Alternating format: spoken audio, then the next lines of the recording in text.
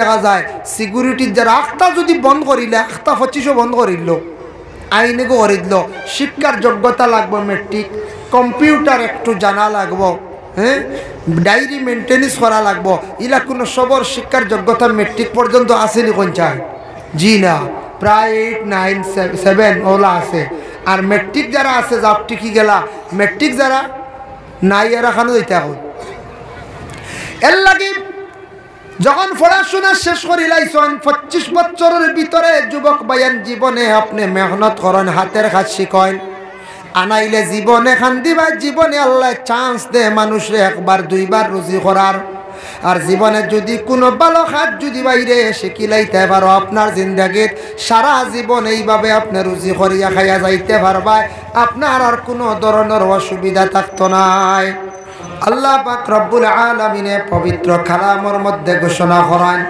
ইন্নাল্লাহা ইউহিব্বুত তাওয়াবিন ওয়া ইউহিব্বুল মুতাতাহহিরিন নিশ্চয় নিঃসন্দেহ আমি আল্লাহর যাতে তওবাকারীরে বড় পছন্দ করি তওবাকারীরে বড় বালা ভাই আর পবিত্র রহনেওয়ালা তাদের আমি আল্লাহ বড় মহব্বত করি তওবা করলে গুনাহ মাফ হয় পাক হইলাম আর এমনে পাক হালতে থাকা পবিত্রতারে মানিয়া চলা এরারে আল্লাহ বড় মহব্বত করেন বালা হয় এমনি না পাকি হালতে নোংরা হালতে চললে সাধারণ যে কোনো মানুষে আমদারে খারাপ পাইব না না হয়ে যায় ফাইব যে কোনো মানুষে খারাপ পাইব দেখে কইব এর নোংরা খাফড় তেমন বালা নাই ই বাড়ি কান নোংরা দেখতে অসুন্দর লাগে কইবেন না না কইবা এর লাগি দয়া করিয়া পাক হালতে থাকা আমরা চেষ্টা করতাম পবিত্রতা অর্জন আল্লাহ কইছেন তওবা করো তওবাকারীরা আমি বালা হয়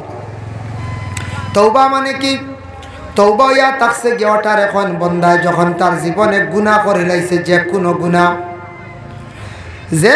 গুনাহ করছে গুনাহ কবিরা যেটা তওবা ছাড়া মাফ হয় না মিছা মাথা গুনাহ কবিরা পানির মধ্যে প্রস্রাব করা গুনাহ কবিরা তারপরে যদি কোনো পুরুষে মহিলার লাগি সে গুনাহ করছে অবৈধ গুনাহ করছে অবৈধভাবে মিলামিশা করছে এটাও গুনাহ কবিরা কোনো পুরুষের সঙ্গে সে মিলামিশা করছে সেটাও গুনাহ কবিরা এর জন্য এইভাবে যদি কোনো বন্দায় যদি গুনাহ কবিরা করিয়া থাকে আর আল্লাহর বন্দা চিন্তা করতো তার গুনারে সে মাফ করাইতো আল্লাহর বন্দেগান বন্দা যদি জীবনে ডরাইয়া আল্লাহর দরবারও যদি তওবা করে আল্লাহ জানেন আমার বন্দায় ডরাইয়া যখন আমার কাছে তওবা করিলায় আমি আল্লাহ তার তওবারে কবুল করি এই তওবা করনেওয়ালারে আমি আল্লাহ বড় মায়া করি গুনাহ কম বেশ আমরা করছি না জীবনে গুনাহ তো করছি ইলাকে কইতাম পারবো না আমি মাসুম নবী আসলা মাসুম আমরা কেউ মাসুম নাই যত বড় সাহাবক্কা বীর সাহাবক্কা ওলি আল্লাহক্কা মেসা বক্কা আলিম সাহাবক্কা হাফিজ সাহাবক্কা মানুষ মাত্র ভুল হইব হমক বেশ হয় না হম হইব একটা গুনাহ আমরা গুনায় করছি কিন্তু এই গুনাহটা করার পরে নিজে একটু চিন্তা করতাম ফিকির করতাম যে আমার গুনাহটা মাফ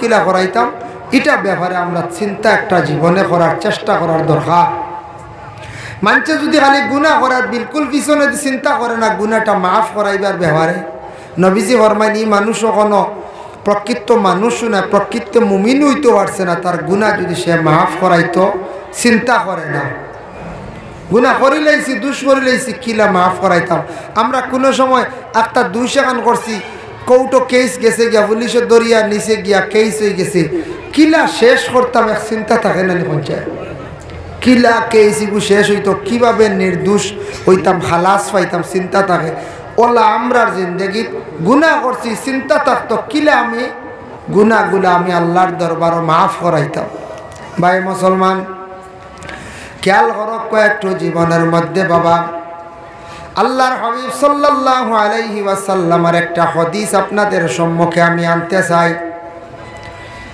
আহসানুল মাওয়াইজ সেই কিতাবের মধ্যে লেখছেন আল্লাহর এক বান্দায় হযরতে মুসা আলাইহিস সালাতু ওয়াস সালামের জবানায় খালি গুনাহ করছে একাধারে 350 বছর গুনাহ 350 বছর গুনাহ করিল একটা প্রশ্ন করতে পারেন, এই নতদিন বাঁচিলা কিলা? অন্যান্য নবী হলের উম্মত হল একটু বেশি বাঁচিতা, 300 বছর 500 বছর 600 বছর পর্যন্ত নবী হলর উম্মত হলর হায়াত আসলো। 350 বছর গুনাহ করতে করতে চিন্তা আইলো আমার গুনাহ কিলা মাফ করাইতাম। তাওরাত কিতাবও লেখা কলিমা আসলো লা ইলাহা ইল্লাল্লাহ মুহাম্মাদুর রাসূলুল্লাহ, তার কলিমা আসলো মুসা নবীর উম্মত। কিন্তু সে তাওরাত কিতাবও দেখছে সর্বশেষে একজন নবী দুনিয়ার জমিনে তশরিফ আনবা, এই নবীর নাম হইব গিয়া মুহাম্মদ। এই সর্বশ্রেষ্ঠ নবী, শেষ নবী, সব নবী হলে এই নবীর উপরে ইমান আনবা। ওখান দেখিয়া কইল রে এই নবী তো আবো আশা দেরি, এই নবী বড় বালায় নবী হইবা দেখি চাই, ও নবীর নামর ওসিলা লইয়া তোরা দেখি দোয়া করে আল্লাহ হয়তো আমার গুনাহ মাফ দিলাইতে পারে। আল্লাহর বান্দায় এমনভাবে কলিমা পড়িছে, কলিমার লগে লগে কইছে লা ইলাহা ইল্লাল্লাহু মুসা কালিমুল্লাহ ও মুহাম্মাদুর রাসূলুল্লাহ, এইভাবে কইছে। আর কইয়া আল্লাহর বান্দা কি করছে, আল্লাহর কাছে তওবা করছে, আয় আল্লাহ আমি আমার জীবনে 350 বছর খালি গুনাহ করলাম রে আল্লাহ। আল্লাহ আপনি আখেরি জবানার নবীর খাতিরে আমার 350 বছরের গুনাহ খানাইতা চাইলে তো মাফ দিতে পারবাই। আল্লাহর বান্দা এইভাবে যখন তওবা করছে, আল্লাহর কাছে মাফ চাইছে, ই কিতাব একজন বান্দার পিছনের 350 বছরের গুনারে আল্লাহ মাফ দিলাইছেন। সুবহানাল্লাহ। এক আমরার নবীর খালি শুধু নামর ওসিলা লইয়া দোয়া করছে, 350 বছরের গুনাহ মাফ।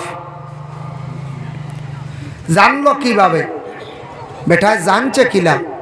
জানলো এমনি ভাবে, বেটায় জানছে ওভাবে জানলো। মুসা নবীর খেদমতে সে গেল, যাওয়ার পরে হযরতে মুসা আলাইহিস সালাতু ওয়াস সালামে কইল, বান্দা আখেরি জমানার একজন নবীর নাম লইয়া তুমি ওসিলা লইয়া দোয়া করছলাই বলে? হ্যাঁ। বলে ও কারণে আল্লাহ তোমার পিছনের সারা জিন্দগির গুনাহ আল্লাহ মাফ দিলাইছেন। বেটা শুনিয়া বড় খুশ হইছে। এর জন্য হযরতে মুসা সম্পূর্ণ ঘটনা বর্ণনা করছেন। এর জন্য আল্লাহর বান্দাগান মানুষ জীবনে গুনাহ যখন আমরা কর্ম তওবা করার চেষ্টা করতাম, তওবাকারীরে আল্লাহ বড় পছন্দ করেন, মায়া করেন। তওবা কইতে সময় খালি গালো আর দিয়ে তওবা তওবা আর না বলে, একটা তওবা আছে না নি? আমরা এগুর নাম খালি তওবা নাই। তওবা মানে জীবনে গুনাহ করছি যেটা, ওটারে নফরত করা। জীবনে ইজাত গুনাহ আর আমার জীবনে করতাম না, ইজাত গুনাহ আমি আর জীবনে হতে হোক, ইজাত গুনাহ আমি আর জিন্দগির মধ্যে আমি আর করতাম না, ওলা নফরত করা। এটারে একবারে বিলকুল ছাড়ি যাওয়া আর আল্লাহর কাছে আপনি স্বীকার করা, আস্তাগফিরুল্লাহ ফড়িয়া কইতে আল্লাহ হরি লাইছি ভুলবশত এই গুনাহ, আর এই গুনার জীবনে দেখতে না আমারে। ওটার নাম হইল গে তওবু ইলাল্লাহি তাওবাতান নাসুহা। আন্তরিকতার সহিত তওবা করো তুমি তাই আল্লাহর কাছে। ইন্নাল্লাহা ইউহিব্বুত তাওয়াবিন ওয়া ইউহিব্বুল মুতাতাহহিরিন। আল্লাহ পাক রব্বুল আলামিনে পবিত্র রহনেওয়ালারে আল্লাহ বড় পছন্দ করেন। পবিত্র রহনেওয়ালা মানে পাক রহনেওয়ালা। আমরা মসজিদে পড়েছি এগুলা ফেকার মাসলা। নমাজ পড়িতে হইলে ফয়লাও বদন ভাগ হইনি না, পড়েছি না বদন ভাগ, ফয়লাও বদন ভাগ, 2 নম্বরে কাপড়া ভাগ পড়েছি আমরা। আমরা যদি নমাজ পড়িতাম চাই সর্বপ্রথমে নিজের দেহ বদনরে পবিত্র রাখতাম। আমরা নিজের শরীরে যদি পবিত্র রাখি না বাকি হালতে যদি চলি, তাহলে আল্লাহর রহমতর ফরিস্তা হলদার তাকি সরি যাইবাম। বলে কিলা মাসলা হইল গিয়া ফেকার মাসলা আনছেন। আপনার বাড়ির গাবি আছে, দুধ কিরাইতরা, দুধ কিরাইতে সময় গাবিয়ে কোনো সময় ফসরাব করে দিয়ে করেন না, গাবিয়ে ফসরাব করে দেন আপনার নিকটে। এই সময় হইতে আপনি একবারে নিকটে আসলা, 1-1.5 দ্বারো আপনার শরীরের পাক রইছে না, কাপড় গুলাও পাক রইছে না। বলে খেনে বলে গাবিয়ে প্রস্রাব করছে, দাঁড়াইয়া সেটা আপনার শরীরও পড়ে গেছে। আর ছাগলে যদি প্রস্রাব করে আপনার শরীর না পাক হইছে না, ছাগলে প্রস্রাব করতে সময় একটু আদবে বসিয়া করি, ছাগলে বসিয়া করে নেন। আর গরু যেগুলা হাইওয়ান, বুড়া গরু, ইটায় দাঁড়াইয়া করেন না, মহিষ ইতার সিটা আপনার শরীরে পড়ছে। কুকুরে শৈলে আপনার কাপড় না পাক, শরীর যদি ইলে শরীর পর্যন্ত দৌত করতে লাগে, আপনি গোসল করতে লাগে। এত নিকৃষ্টতম একটা জন্তু কেউ হঠাৎ ফালিছন বিশেষ কোনো কারণবশত, কুকুরের দ্বার লজ যাইবা না, কুকুর ডে কুলো লইবা না, ঘরে ঢোকার অভ্যাস করবা না। কুকুরের কারণে সারা কাপড়, সারা শরীর, সারা ঘর বরবাদ হইব। আপনি এবাদত বন্দেগি করতে হয়, আপনার এবাদত করার আগে আপনি নাফাক হয়ে গেলা গিয়া, আর নাপাকির আল্লাহর যাতে পছন্দ করে না। শরীরের মধ্যে এমন একটা জিনিস পড়ছে, বুঝছেন নাপাকর সিটা পড়ে গেছে, বুঝছেন, তাহলে আপনি দৌত করতে লাগবো। মাসলা হইল গিয়া, আর যদি আল্লাহর কোনো বন্দার যদি বুঝছেন না, সিটা পড়তে সময় খেয়াল করছেন না, অসুবিধা নাই। এমনি মুরুগর বিট, কবুতরের বিট, ফাক্কির বিট যেগুলো আছে, আপনার কাপড় লাগছে, লাগার পরে আপনি দৌত করতে মাসলা হইল গিয়া, আর দেখা যায় শুকাইছে, হালকা পাতলা বিট ফসলো শুকাইয়া টুকির লগে উড়িয়া গেছে গিয়া, আর নাপাকর কোনো কিচ্ছু আসর রইছে না, আর দৌত করা লাগেন না, নমাজ হয়ে যাইব। ইলা কোনো সময় থাকে না, কোনো জিনিস ফরছে বাজার টুকির লগে উড়িয়া গেছে গিয়া, আর আপনার কোনো দাগ নাই, কোনো চিহ্ন নাই, কোনো অসুবিধা নাই, ইলা ওই যাইব, কোনো বাধা নাই। আল্লাহর বান্দাগানের জন্য বিশেষ করিয়া খেওরের ফস্রাবর কাতরা ছুটি গেছে গিয়ে আখতাম, ফস্রাব করার পরে টিস্যু বা ডেলা আমরা ব্যবহার করতাম। কারণবশত বিশেষ কারণে ডেলা কিচ্ছু পাইছেন না, ডাইরেক্ট জল ব্যবহার করছেন। তবে পুরুষের ডেলা ব্যবহার করার চেষ্টা করবা, কয়েকটা কদম আপনি দেওয়ার চেষ্টা করবা। এটা ফুকাহা কেরামকলর মত ইয়া থাকছে গিয়া নিম্নতম 40 কদমটা দিতাম। 40 কদম দিলেই আর ফস্রাবর কাতরার কোনো সন্দেহ নাই। খেরো ডাইরেক্ট হয়ে গেছে গিয়া ফস্রাবর কাতরা। ই বন্দার সব সময় ডাইরেক্ট মানে অনবরত সেলাইনর লাগান পড়তে আছে, বন্ধ হয় না। 24 ঘন্টা পরে হাগিজ বা কোনো প্যান্ট ব্যবহার করছেন, কাপড় ব্যবহার করছেন, ওটা ব্যবহার করিয়া চলডা ই বন্দার তো পাক হালতে থাকার কোনো অবস্থা নাই।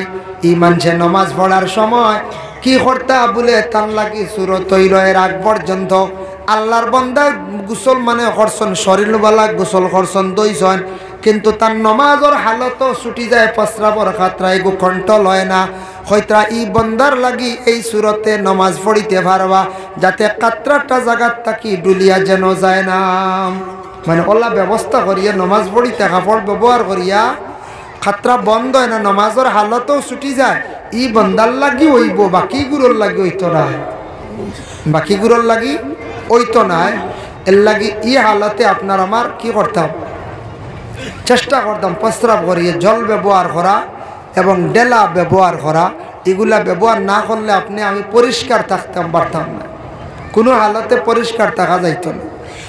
আল্লাহ বান্দাগানের জন্য বিশেষ করিয়া দেখো কাপ জানাবে মুহাম্মদুর রাসূলুল্লাহ সাল্লাল্লাহু আলাইহি ওয়াসাল্লামের মায়ের উম্মত হল। আরো আছে কিছু জিনিস আল্লাহ হুকুম দিছেন, ওয়া ইন কুনতুম জুনুবান ফাত্তাহারু, যখন তুমি তাই জুনাবতওয়ালা হয়ে যাবে, পাক হয়ে যাও, দেরি করিও না। কত সময় সূর্য উঠার আগ পর্যন্ত তুমি তাই পবিত্রতা অর্জন করিলাও। যদি রে বন্দা তুমি বিশেষ কারণে সূর্য উঠে গেছে, যতটুক সম্ভব তুমি অজুর হালতে থাকো, আর যত জলদি পারো তুমি তাই এই গোসলটারে আদায় করিলাও। জুনাবতর গোসল এটাও তুমি তাই বেশ দেরি করি না, ফাত্তাহারু, পাক তুমি তাই নই যাও। সূরা ইনফিতার কিরামান কাতিবিন যে আয়াতে করিমা ও আয়াতের ব্যাখ্যার মধ্যে লেখছেন তাফসীরে ইবনে কাসিরের মধ্যে রাসূলুল্লাহ সাল্লাল্লাহু আলাইহি ওয়াসাল্লাম সাহাবায়ে কেরামকে জানাইলা, ও সাহাবীগণ তুমি তান দুই হালত ব্যতীত সত্রে আওরত ডাকিয়া রাখো, তুমি তান পর্দা করো, নতুবা তোমাদের কাছে ফেরেশতা হল থাকতা নাই, এরা লানত করবা। ইয়া রাসূলুল্লাহ দুই হালত কোন দুই হালত আপনি কইয়া দেখা? বলে 1 নম্বর প্রস্রাব পায়খানার হালত খাফর শর্তে লাগে, কারণ নতুবা আপনি পাক হইতে পারতা না, এই হালতে আপনার পর্দার কোনো হুকুমার না। সত্রে আওরত যদি খোলা হয় তাহলে আপনি গুনাহগার হইতাই নাই। মানে এক হালত হইল প্রস্রাব পায়খানার হালত, আর 2 নম্বর হালত ইয়া থাকছে গিয়া মুজামিআত, উভয় দুইজন স্বামী স্ত্রী তাদের মুজামিআতের সময় সত্রে আওরাত যেন খোলা হোক, যদি কেউ খুলে কোনো বাধা নাই। এই 2 হালত ব্যতীত বাকি কোনো সময় আল্লাহর কোনো বান্দা হলে সত্রে আওরাত খুললে গুনাহগার হইবা। যার জন্য এই তাফসীরে ইবনে কাসিরের মধ্যে সেই আয়াতের ব্যাখ্যা টানছেন। জনাবে মুহাম্মদুর রাসূলুল্লাহ সাল্লাল্লাহু আলাইহি ওয়াসাল্লামের মায়ের উম্মত হল আল্লাহ কোরআন কইছেন, ইয়া আইয়ুহাল্লাযীনা আমানু ইযা কুমতুম ইলাস সালাতি ফাগসিলু বুজুহাকুম ওয়া আইদিয়াকুম ইলাল মারাফিক ওয়ামসাহু বিরুউসিকুম ওয়া আরজুলাকুম ইলাল কাবাইন। ও বান্দা হল, তুমি তান যখন নামাজের জন্য রেডি হইবা, তৈয়ারি নিবাই, নামাজ পড়ার জন্য যখন তুমি খাড়া হইবা, রেডি হইবা, মুখ দাও, হাত দাও, মাথা মুছো, খরফাও দাও। এই 4টা অঙ্গ দেওয়ার জন্য আল্লাহ পাক রব্বুল আলামিন আদেশ করছেন। হতবার ইকান কোরআনও নাই। কেউ যদি কোন কোরআন ছাড়া দলিল মানি না, তে উজু করতে সময় একগুড়া আসন আমাদের দেশে কোনো কোনো জায়গা শোনা যায়, হইবা কোরআনও আসেনি, ইটা হদিস উদ্দিস, ইটা জয়ীফ, ইটা হইল গিয়া জাল হদিস, ইটা মানি না। কোরআনও আসেনি, ওইলে মানব, বুঝেছেন? হইন নানি কোরআনও তো নাই কয়বার দোয়া, এবং নাখর মধ্যে পানি দেওয়া না কুল্লি খরা, ইটা তো কোরআনের মধ্যে নাই। আল্লাহ খালি কইছেন মুগ্ধ ক্ষত খানতাও নাই, কয়বার কুল্লি করতা তাও আল্লাহ কইছে না। এর জন্য বিশেষ করিয়া আল্লাহ কইছেন মুগ্ধ হাত দো, মাথা মুছো, খরফাও দাও। এগুলা বাকি হইল নবীজির হাদিস, আল্লাহর রাসূলের সুন্নত হল। এর লাগি নাখ পানি দেওয়া এটা মইয়া থাকছে গিয়া সুন্নত, কুল্লি করা এটা সুন্নত। এগুলা আমরা নবীর তাকি আমরা জীবনে পাইলাম। এখন কোরআন যদি মানি না হয়, তো ইনো তো হাদিস মানা লাগবো না, না কোন চাই মানা লাগবো, অবশ্যই মানা লাগবো। এর লাগি নবীজি দেখছেন মুখ দোয়া কইতে সময় কতখান আমি হদ দেখাইয়া দিলাই, ফরজ হইল গিয়া চুলর গুড়িটা কি হঠার নিচ ইখান তো দেখানি হয়েছে, খোয়া হয়েছে। আর নবীজি কইলে আমি 3বারও হুকুম দিলাই, আর নাইলে ইটা খেও আছে শুকনা রইব, হইব হয়ে গেছে দোয়া। ও 3বার আল্লাহর রসুলে দুইয়া দেখাইছেন, যার কারণে 3বার আদেশ করছেন আল্লাহর রসুলে। ও নবীর সুন্নত আমরা আদায় হয়। উজুর মধ্যে পড়িছি নানি ফন্ড সুন্নত, পড়িছেন না? ফন্ড সুন্নত। মুখের মধ্যে দাড়ি আছে, দাড়ি যদি গণ যদি হয়, গুড়িত পানি পৌঁছানি শর্ত নাই, খিলাইল করিল হয়ে যাব, ওলা খিলাইল করিল হয়ে যাব। আর হালকা যদি তল দেখা যার হেরেরা, তাহলে আপনার গুড়িত গিয়ে পানি পৌঁছিতে আপনি দাড়িত ওলাম লিতা। এই যে 4টা জায়গা দোয়ার জন্য আল্লাহ পাক রব্বুল আলামিনে আদেশ করলা। ই দোয়া 4 জায়গা খেনে আল্লাহ কইলা কোন কারণে? আমরা শুনছি কিতাবাদিন তো, বা আমরা জানি সর্বপ্রথম আদম হাওয়া বেহেস্ত বড় আরামে আসলেন না? আসলা। আদম হাওয়া বেহেস্ত দেখে শয়তানের বড় জ্বলিছে, শয়তানে কইছে টানটে নষ্ট করে নিতাম। ও আদম আর হাওয়া দুইজনে কিতা করলা, বেহেস্ত জীবন ঘাটাইত্রা বড় সুন্দরী। শয়তানে গিয়ে অশ্বাস দেওয়া আরম্ভ করছে। কিতা অশ্বাস দিছে? প্রথমবার গেল, দ্বিতীয়বার গেল, এইভাবে দিতে দিতে শেষবারের মতো কইছে, ও আদম আর হাওয়া বেহেস্তা কি বারোইত্রায় না? কোন কারণে আল্লাহ না করছেন গাছর গুটা খাইতে না জাননি? আল্লাহ কইছেন ই গাছর গুটা যদি খাইলাও, তে তুমি তাই অমর হয়ে যাবা, আর মরতায় নাই, চিরস্থায়ী বেহেস্ত থাকবে, আর বেস্তা কি আর বাহির হওয়া নাই। লাস্টে কি জাত ইঞ্জেকশন দিছে শয়তানে বুঝাইত্রায়। এখন যদি আপনারাও যদি কয় বলে ও বোতলগু খাওয়ার হব, তুমি 70 বছর বাঁচিবা, 80 বছর বাঁচিবা, 100 বছর বাঁচিবা, আমরা এলা কইব না খাইলে বইগু তো খাইলে হায়াত বাড়ে তো। হ্যাঁ, সারা ভাগলই তোর মনে কইছে। কেউ যদি এলা কয় বলে ও ট্যাবলেটগু খাও, 100 বছর আগে কোনো মৌত নাই, কইবা খাইলতাম যত টাকা হোক, জায়গা বেছিলেই 100 বছর তো বাঁচিতাম পারবো, বলা না? আদম রে কইছে বলে, হাওয়ারে কইছে ই গাছর গুঠা খাই দিলে তোমাতানোর মৌত নাই, একবারে অমর।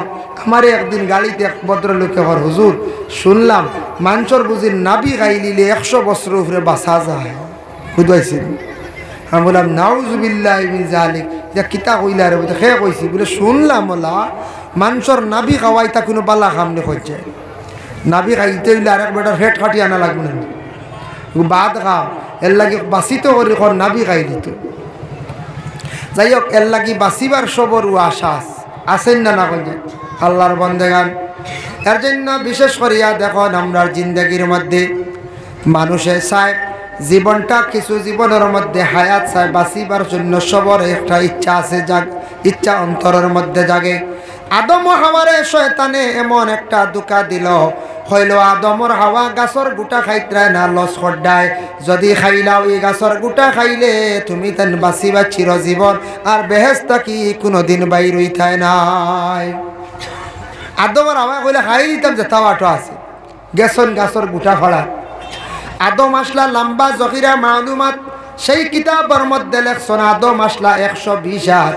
মা হাওয়া আলাইহা সালাতু ওয়াস সালাম আসলা 80 হাত এক রাওয়ায়াতে আছে আদম আসলা 80 হাত মা হাওয়া আসলা বলে 60 হাত ওলা রাওয়ায়াত আছে ভিন্ন ভিন্ন রাওয়ায়াত আছে আদম লম্বা গাছের মধ্যে ফল বাড়িতে সময় আদমে এইভাবে হাত বাড়াইছন ফল বাড়িলাইছন কোনো অসুবিধা হইছে না আর মা হাওয়ায় ফল বাড়িতে সময় তান কিছু বাট্টি আসলা লাগাল ভাইছন না উপর দিকে চাইছন পয়লা চাইতে সময় মুখর কাপড় দে সরাইছন 2 নম্বরে উপর দিকে কোনো জিনিস ফাড়িতে সময় মা বইনকলর মাথার কাপড় সরি যায় উড়ি উড়ি ফাড়েন মা বইনকলর দেখুন জানি উড়ি ফাড়িতে সময় মাথার কাপড় এমনি বাইয়া নামি যাক কোনো সময় যদি বালা করি বান্ধা থাকে না ফড়ে 3 নম্বরে মা হাওয়া আলাইহা সালাতু ওয়াস সালামে যখন ওলা হাত বাড়াইছন কাপড় বাইয়া খনি পর্যন্ত বাইর হয়ে গেল গিয়া 4 নম্বরে উপর দিকে হাত বাড়াইছন কাপড় টান খাইছে উপর দিকে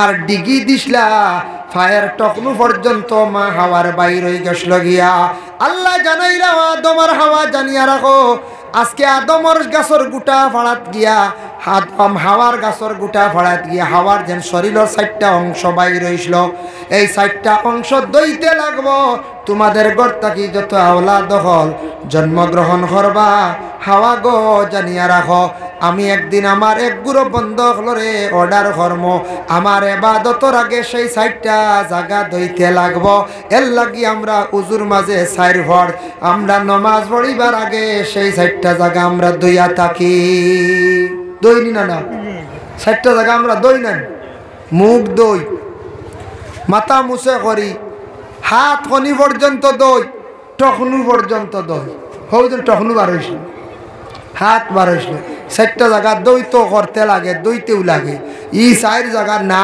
দইলে আপনি নামাজ পড়তে পারবে না পারবা অন্য আয়াত নাজিল হয়েছে আল্লাহর হুকুম আছে বিশেষ কারণবশত তৈয়মুম করিয়া আপনি নামাজ পড়তে পারবা তবে আপনি জরুরত ছাড়া বেমার নাই পানির ভাইছত আপনি অজু করতেও লাগবো আপনার জিন্দগি যার জন্য বিশেষ করিয়া ও 4টা জায়গা আমরা দৌত করতে লাগে মা হাওয়ায় কিতা কষলা ডিগি দিসলা ডিগি মহিলা হলে আজ পর্যন্ত ডিগি দে সাইয়া দেখুন জানে মহিলা হলে তোরা বাট্টি কিচ্ছু হইলে উপরে দিয়ে ডিগি দে থাড়িয়া যে কোনো কিচ্ছু তৈতে সময় মুরা তুলা মারত এটাও মূলতে কি দরিয়া আইছে মা হাওয়ার ডিগি দিসলা আবহরণ ডিগি দেয় না আর আদমে গুটা খাইয়া তৈসলা ভালো আবহরণ তো আমরা মানছে ভালো থইনি না এখন যায় ফাড়ো কতটা তৈন না নি তবে চাইও গ্যাস লাইট কেউ তৈন না জানি গ্যাস লাইট আগুন ধরব একদিন দেখি এক জায়গা খালি মাঞ্চর খম্র খালি থাবড়ানি চলে হইলে আমি খম্র থাবড়াইন কি মাঞ্চ তো থাবড়াইন মাথা শরীর দাদ ই বেটার খম্র তার বাদে শুনিবি গ্যাস লাইট মানে শর্ট হয়ে গেছে কি বাস্ট মারি দিছি ই তো গরম জিনিস না গ্যাস ফাড়ো গরম এর লাগে গরম জিনিস ফাড়া তো আর ঠিক নাই বাস্ট মারতে পারে তার কারণে মা হাওয়া আলাইহা সালাতু ওয়াস সালামর 4 শরীরের অঙ্গ প্রকাশ হইছিল গতিকে আজ পর্যন্ত সেই 4টা জায়গা আমরা দইতে লাগে এই 4 জায়গা হইল গিয়া দোয়া আমরা লাগি ফরজ ফরজ নিনা না কোন চাই 3 জায়গা ফরজ আর এক জায়গা মুছে করা এই ফরজগুলো আমরা আদায় করতে লাগে আল্লাহর বান্দাগান এর জন্য বিশেষ করিয়া দেখুন জিন্দগির মধ্যে আমরা পবিত্রতা অর্জন করিয়া আমরা নামাজের জন্য অগ্রসর হইতাম নামাজ পড়ার জন্য জীবনে চেষ্টা করতাম পবিত্র কালামুল্লাহ শরীফের মধ্যে একটি সূরা আছে যে সূরাটির নাম হলো সূরাতুল লুকমান সূরা লুকমান এই সূরার ব্যাখ্যা তাফসীর ইবনে কাসিরের মধ্যে লেখছেন তিনজন মানুষ বড় খালা আসলা, একজন উমরের খাদিম মুহজি, একজন আসলা হযরতে বিলাল, আর একজন আসলা লুকমান হাকিম। তিন ব্যক্তি বড় খালা আসলা। এই তিনজনের কথা কিতাব ওখানে উল্লেখ করা হইল। এর মধ্যে বড় বালা গুণ আসলো, বালা গুণ আসলো। লুকমান হাকিম এমন একজন আল্লাহর আবিদ আসলা, এমন একজন ব্যক্তি আসলাম যে আল্লাহর বান্দা তান জিন্দেগির মধ্যে আল্লাহর খাস গোলামি করছেন। লোকমান হাকিমে তান আওলাদ রে কয়েকটি নসিহত করছেন। এর মধ্যে প্রথম নসিহত একটা করলাম, বলে কোন নসিহত? প্রথম না, এর মধ্যখানে একটা নসিহত, ইয়া বুনাইয়া কিমিস সালাতা ওয়া'মুর বিল মা'রুফি ওয়ানহা আনিল মুনকার। তার ছেলের নসিহত করছেন, ইয়া বুনাইয়া, ও বেটা তুমি কি করো? নামাজ তোমার জীবনে তুমি কায়েম করো। নামাজ রে কায়েম করার জন্য বাবায় ছেলেরে আদেশ করছে। এর লাগি ফ্যামিলির যত আসন, যাদের সন্তান আদি কিছু বড় হয়ে গেছেন গিয়া, প্রত্যেকের সন্তান হলাসন বড় হয়েছেন, সন্তানদের জন্য সারায় নমাজের আদেশ করক্কা বাবা। ওরে আল্লাহর বান্দেগান, আপনার ছেলের নমাজের আদেশ করুন, মেয়েরে আপনি নমাজের আদেশ করুন। বলে আমার ছেলের নমাজের কথা কইলে ছেলেটা আমার রূপ টাকা পয়সা দেওয়া বন্ধ করে দিব। বলে জি না, একটা লাইনে আপনি কইতে থাকক, আপনার দায়িত্ব আপনি আদায় করেন। প্রত্যেক ঘরের গার্জেন টকলে সন্তানাদি অকলরে জীবনে নমাজের আদেশ করক। শেষে যদি দেখুন আবো নমাজ পড়ে না ছেলে, বলে বাবা তুমি যেন রুজি রোজগার যেটা খড্ডায় রে বাইতা খাইতাম কিলা, আমার তো বেশি পছন্দ লাগের না, তুমি তো বিলকুল নমাজ পড়ো না। ইলা হইলে অবশ্যই সেই আওলাদে বুঝি লাইব। এর লাগি জীবনে নমাজ প্রথমে আপনার জিন্দগিতে আপনার আমার কায়েম করতাম। আপনার ছেলের নমাজের জন্য আদেশ করেন, আপনার ছেলের নমাজের দিকে অগ্রসর আপনার জীবনে আপনি করায়। কারণ থাকছে গিয়ে বাবার উপরে দায়িত্ব, মায়ের উপরে দায়িত্ব, সন্তানাদি অকলরে নমাজের জন্য সারা আদেশ করক। বাবার আদেশ সন্তানে মানব কি না? কোন চায় মানব কি না? মানব। মাত বুঝা যাননি জি? আচ্ছা যাই হোক, এর লাগি প্রত্যেক গার্জেন টকলে সন্তানাদি অকলের নামাজের আদেশ করেন। কিন্তু যুবক ভাইয়েন যারা আছেন খেয়াল করক, আপনার জিন্দগির লাইফ আছে, আপনার মূল্য আছে, জীবনের একটি দাম আছে, জীবনের মূল্য আছে ভাই। বাবার হাতে বাবার দায়িত্বে থাকা অবস্থায় কত বৎসর ছিলায়? 16 বৎসর বা 18 বৎসর বা ঊর্ধ্বে 20 বৎসর আপনি পড়াশোনার মাধ্যমে ছিলায়। বাবা আপনারে লালন পালন করিয়া বড় করছেন, আর আপনি এই সময় পড়াশোনা শেষ করিলাইছেন। শেষ করার পরে বা আপনার পড়া বন্ধ করে দিছেন, কইছেন বাবাই বলে বাবা আর পড়িতায় না, বলে ঠিক আছে বিদেশ যাও, খাজো লাগো, কইবাই না, না কই যায় আর কোনো বক্কা খাওয়াইবাই না হয়ে? জি না। আচ্ছা খাওয়াই লাইলাও বলে আরো 5 বছর ধন সম্পদ আছে বাপর, খাওয়াইত্রা বাপর হোটেলও খালি খাইত্রা, আরাম পাইছন, গরিত্রা, কোনো বাধা নাই। কিন্তু জানিয়া রাখিও রে ভাই, বাবার সম্পদ যেগুলা আছে এগুলা ধরিয়া যদি রাখতে চাও জীবনে, তোমার জীবনে একটি হাতের কাজ, জীবনে তুমি বালা একটা কাজ শেখার চেষ্টা করো। হাতের কাজ জীবনে কোনো মানুষের চিনাইয়া নিতে পারে না। হাতের কাজ শেখার চেষ্টা করতাম।